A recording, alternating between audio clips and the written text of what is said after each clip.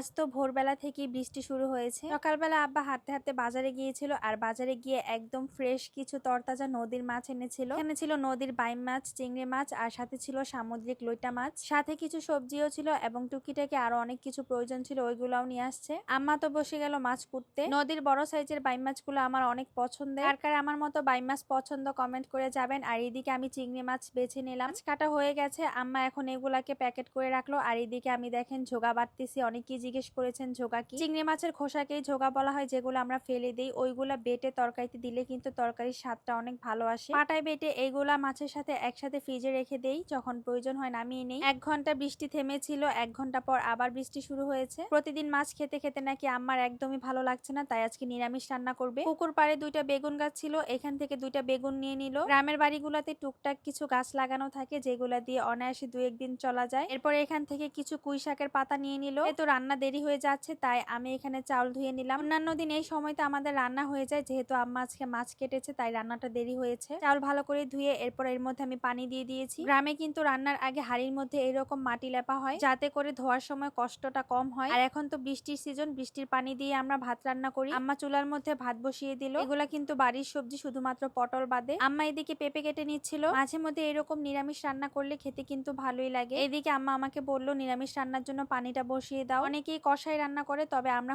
এভাবে রান্না করি। আর আজকে নিরামিষে কিন্তু মিষ্টি আলু ব্যবহার করা হয়েছে। যত ধরনের সবজি দেওয়া হবে এটার স্বাদ কিন্তু ততই ভালো হয়। পানির মধ্যে এখন সব সবজিগুলা ধুয়ে দেওয়া হলো। ভাত রান্না হয়ে গেছে, এক চুলা নিরামিষ রান্না হবে আর ওই চুলাতে বাইম মাছ ভুনা করা হবে। আর এইদিকে মাছটাকে আমি এখন খুব সুন্দর করে ধুয়ে পরিষ্কার করে নিব।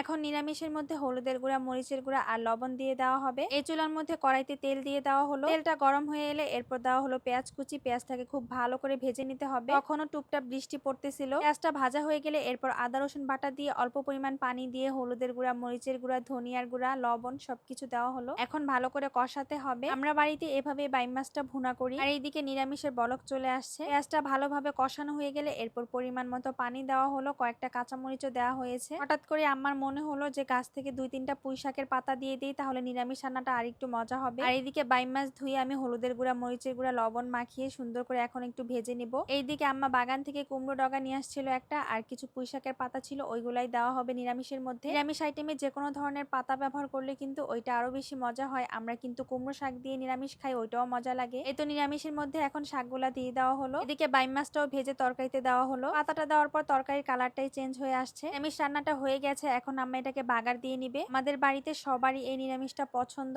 কড়াইতে তেল দিয়ে এরপর রসুন কুচি দেওয়া হলো। রসুনটা একটু লাল কালার হয়ে আসলে এখন নিরামিষটা দেওয়া হবে। অনেকেই 5 ফোড়ন দিয়ে নিরামিষ খান, তবে আমরা 5 ফোড়নটা বেশি একটা পছন্দ করি না। আর এইদিকে বাইম মাছের ভুনাটাও কিন্তু হচ্ছে। কেটে ধুয়ে গুছিয়ে রান্না বসালে 1 ঘন্টাও লাগে না 2 চুলার মধ্যে রান্না করতে। মাটির চুলার রান্না খুবই তাড়াতাড়ি হয়। এই তো নিরামিষ রান্না হয়ে গেছে, এখন এটাকে আমি ঘরে রেখে আসবো। বাইম মাছ ভুনাও নামানোর আগে জিরার গুঁড়া দেওয়া হলো। দেখুন বাইম মাছের কালারটা কতটা সুন্দর আসছে, মাশাআল্লাহ। যেই তরকারিটা দেখতেও ভালো হয় ওই তরকারিটা খেতেও মজা হয়, এই কথাটা আমি সবসময় বলি। আমার এখন আবারও বাইম মাছের ভুনাটা খাইতে ইচ্ছা করতেছে, যদিও এখন আর সম্ভব না। কথা বলতে নদীর মাছের স্বাদটাই অন্যরকম, বড় হোক বা ছোট হোক। আম্মা রান্না করতেছে আর একটা একটা করে আমি এখন সব ঘরে রেখে আসছি। এর মধ্যে ছেলেকে খাইয়ে আবার স্কুলেও দিয়ে আসলাম। আজকের ভিডিওটা এই পর্যন্তই। আল্লাহ হাফেজ।